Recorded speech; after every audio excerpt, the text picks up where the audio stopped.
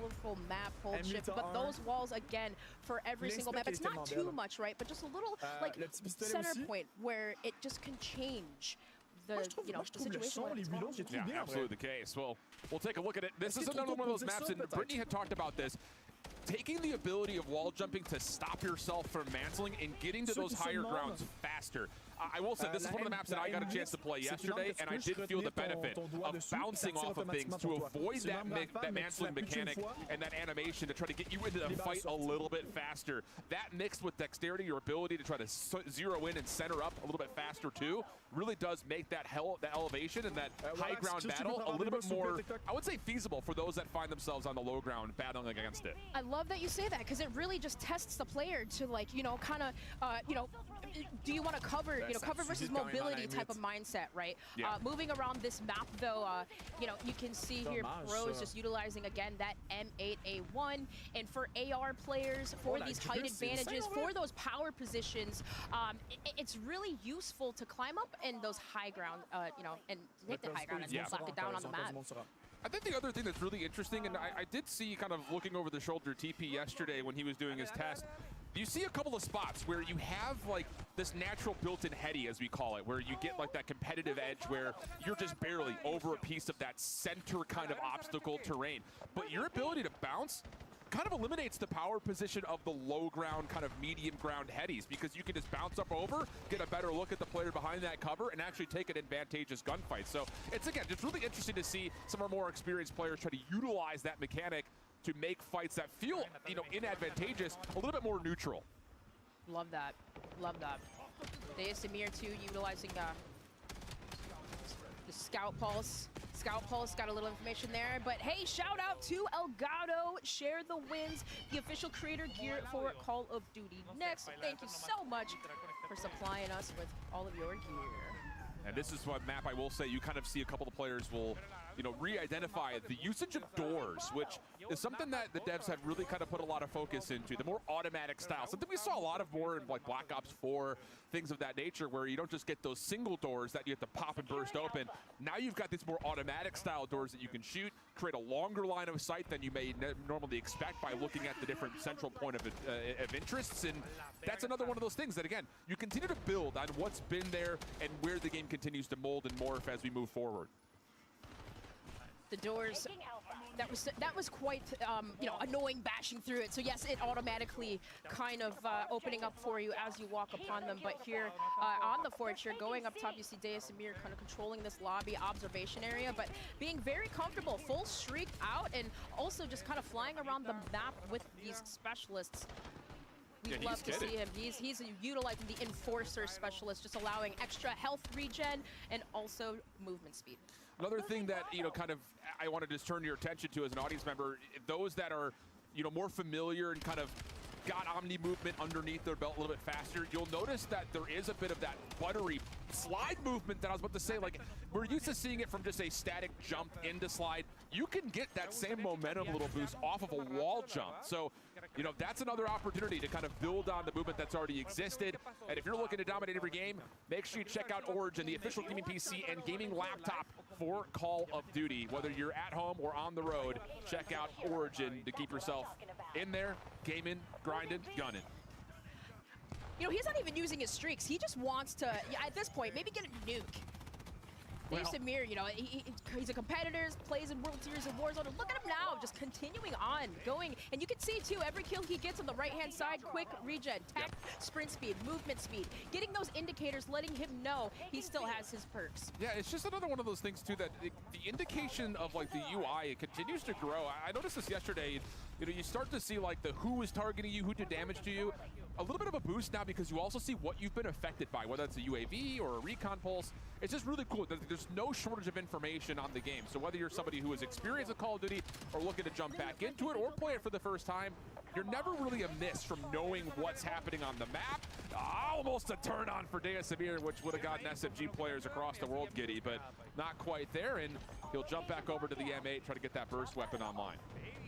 That's where maybe how do you take him down? Someone who has Enforcer, maybe that, and I love that you mentioned that Call of Duty is so good for like countering, streaks, perks, countering equipment, and we love to see that. So maybe utilizing for if you're the enemy team, right? Like maybe recon, right? You can see when you spawn up, you can see the direction of where players are coming from. Yep. Utilizing other perks classes to counter a player like this that is just literally flying around the map. Well, we got a little bit of a comeback effort here from Amir's team. Up and over, another look at how you can utilize the movement to break cameras and give yourself an advantage in a gunfight you might not expect. And Amir's happy to exclaim about that feeling. Difficult battle again in that modular middle center. As we take a look at Drop, another partner of Call of Duty Next. Customize your typing, the official keycaps for Call of Duty. If you're looking to customize your keyboard, look no further than Drop. All right, affected by tracker, ADS, auto ping. So you can kind of see, again, a little bit more of that recon being able to stop Amir here. But, of course, domination, a typical mode that we've seen in Call of Duty for so long, getting displayed here on the Forge, as this is a really fun map. Just again, kind of utilizing rotating cover, wing-to-wing transitions is what we see Amir doing. A lot of that cover versus mobility. Yeah. He's really utilizing mobility. 100%. Yeah, this is an interesting map, I think, again, just to kind of highlight and showcase. Whoa! Whoa! What's happening over here? Whoa, we can't, no. Hey. Whoa! This is not tactical play here. No, okay, there it is. We'll finish off on the body shield, still a part of Call of Duty. I know that was one of those things that we saw a lot of comedy in as it was incepted. Lit up, projections are hot, and we're going to start things off with the king. If you don't know, I was going to say you're about to know, but Scump, not the greatest opening starts. Now, let's talk about weapons and all the UI elements just to kind of start. Blackheart, a map that you're going to be seeing a lot of quick, frenetic action, but the thing that we want to keep an eye out for is what weapons, what field upgrades, what are the things that these, pro players, former pro players, major content creators are going to be using today. Yep, and then Scump, he has a sub in his hand, right? This is the Dravik 45. Black Ops 7 is bringing in 16 new multiplayer weapons, 30 in total, right? But in the beta, this is a weapon that's fast. Obviously, as you can see, Scump, he is slaying out of his mind, but this is an exciting one to see as the duality of the perks. We're going to see a lot, probably tech mask, right? Just utilizing the stopping stuns. Yeah, it's going to be interesting, I think, to see, for those that are avid fans of the Call of Duty franchise, you hear the devs talking about how this is a spiritual successor to Black Ops 2, but it's in a reinvented, new, nostalgic way that ties into the old while still building on the new. I think, for those that really enjoyed Omni movement from Black Ops 6, you're going to be able to still feel that thrill, that surge of adrenaline kind of bouncing through the map. But the big thing is this jumping mechanic. And as we start to go from player to player, creator to creator, you're going to see some players have really honed in to what exactly they can do off that wall jumping. And of course, here at Call of Duty Next, our official CPU and GPU partner of Black Ops 7 is AMD. So make sure you check them out if you're looking to improve and optimize your PC at home. I love that you point that out because, yes, that's the base thing, right? We increased the base speed, and now we're looking at not having tack sprint. So we saw some of these players, right? They're not using dexterity, so you kind of see a little bit more clunkiness coming in the UI here, but dexterity being a very big factor when it comes to moving faster. Yeah, loadouts, perk buildouts, it does feel like this year throws a little bit more weight onto what you're going to do. I know that there's been a lot of conversation surrounding some of the elements in movement, talking about obviously the Omni movement still carrying over from one title to another, the wall jumping, but also keep in mind just the base level at which you sprint at. We'll talk more about that throughout the day, and we'll get a couple of in-hand looks to kind of see what that looks like, the tack sprint versus not really having that in this game. But I will tell you, when we had a chance to play just a couple of maps yesterday, the game feels really smooth and really consistent, still building on the core elements that we were seeing from last year. The M8A1, a gun that we have seen consistent. I was getting murked with this one as it is at Symphony's using it quite well, a two-burst weapon, but this being very, very powerful. We'll see a lot of players probably using this, and as you can see, Corsair, right? Prepare for battle, official gaming hardware and peripheral partner of Call of Duty. So Corsair, so much Call of Duty Next. It's absolutely the case. And I will say the Peacekeeper, another weapon that a lot of people were curious to see in terms of that kind of more main style AR. is it going to provide, you know, an AR title this year? And I will say, watching some of the players that are in the CDL and those long-standing content creators, whether they have competitive experience or just a lot of in-game experience, watching them use that Peacekeeper has been really, really enlightening. I think it's really got a level of balance built in with the draft that you're talking about. The SMG versus AR feels very neutral right now. So, well, if you're looking for an honest take, don't go much further than Legion stream. He'll give you every emotion, reaction, and feeling he's got. Oh gosh, yeah, I mean, reaction time, right? You have to be fast when it comes to some of these, I love the perks, right? The hybrid perks, some of the specialties that you can equip, as we saw Legion using that. But look at Aiden utilizing, diving around the drill for Blackheart. That's what we were talking about, the grinder pit. You have to jump over or diving bell to take flanks, right? So that's an area that you have to be careful with. Exactly the case, EWC champion in Warzone. But as you see it, again, you saw him bouncing from wall to wall to wall. You're going to need to get yourself a level up on the opponents that you're going to be facing in the beta. So go ahead and head over to Scuff, gear up for Call of Duty, the official controller for Call of Duty. Get those back buttons going. Make sure you can bounce freely, get those stead slides out of the way, and make sure that you're moving like the best of them. Moving like the best of us. Oh, the best. You don't want to die like the rest. Aiden utilizing that wall jump feature. Oh gosh, bounce. And even utilize that to even kind of like jump pink over situations. But look at how quick Aiden is moving. And in typical CoD fashion, we love to see maps like this kind of catering to pub and comp players, right? Yeah. You're going to see a blend of everything.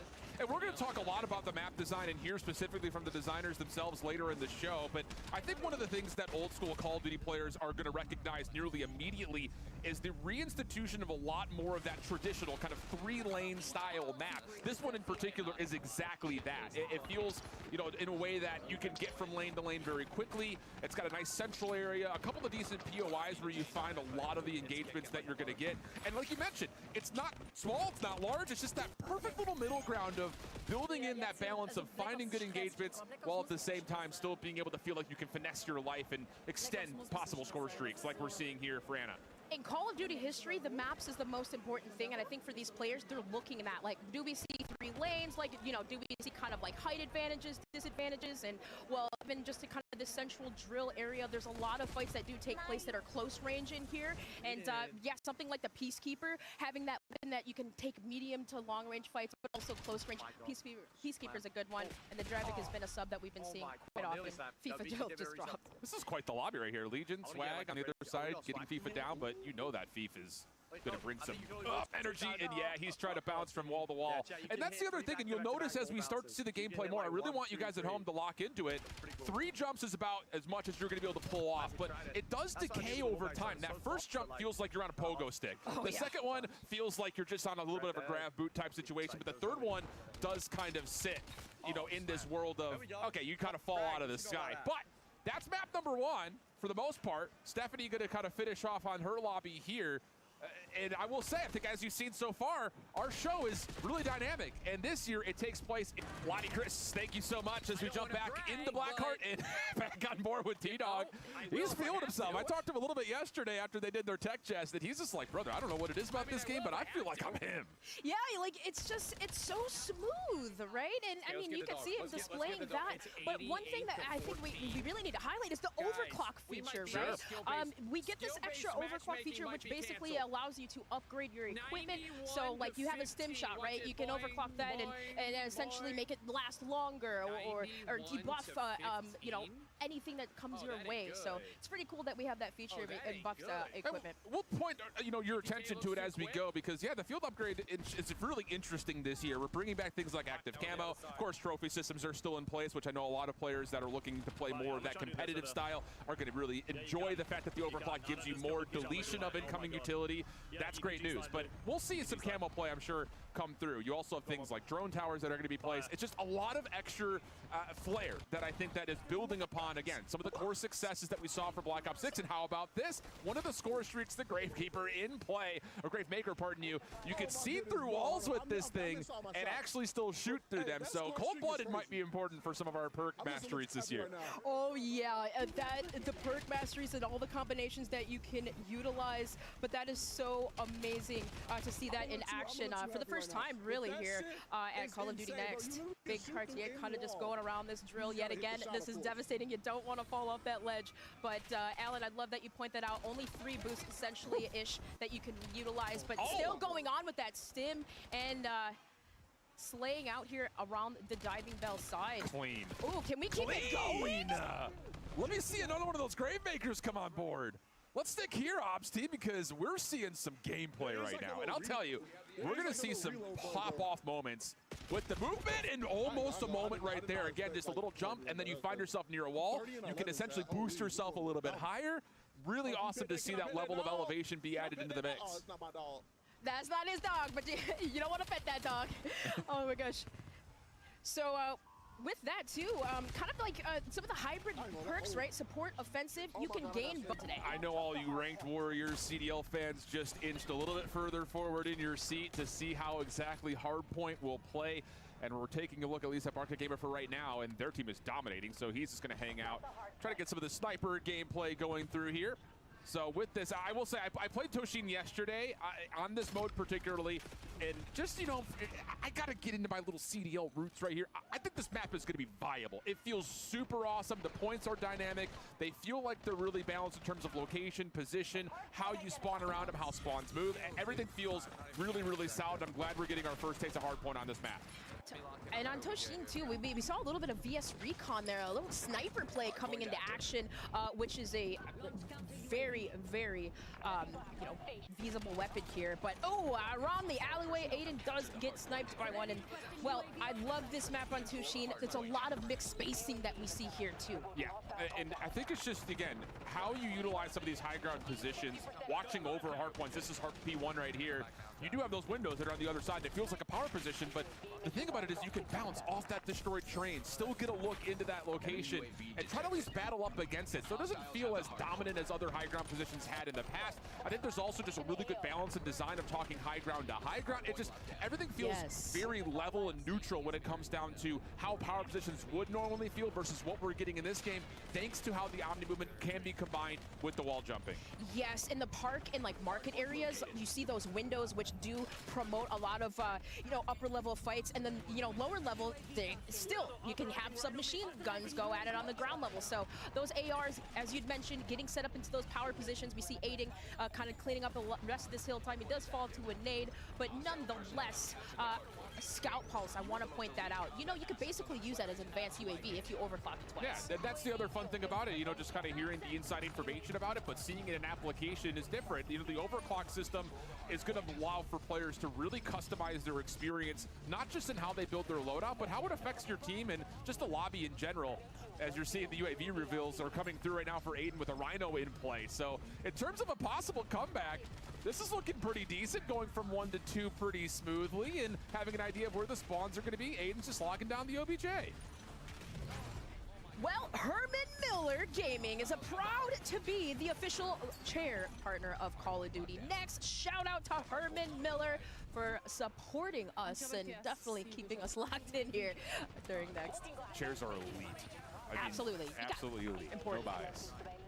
But yeah, you know, I think the other thing that we talked about a lot, you know, with the players yesterday, the creators yesterday, with how different the maps look aesthetically, there is still this innate ability to very visibly see your opponents. You know, I was talking to Brittany quite a bit, one of the level designers, about the map design philosophy and kind of experiencing a futuristic or near futuristic atmosphere while still trying to make it feel immersive. And she was very specific in talking about, we want to be able to really see the different sight lines that a player can have. We don't want to really clutter things with too much high ground, too many windows, too much stuff that's on the ground around you. Enough to make it feel dynamic and that you have options in terms of what you play through, but not too much to where you feel like you can't see your opponents, as Aiden is tracking everything right now.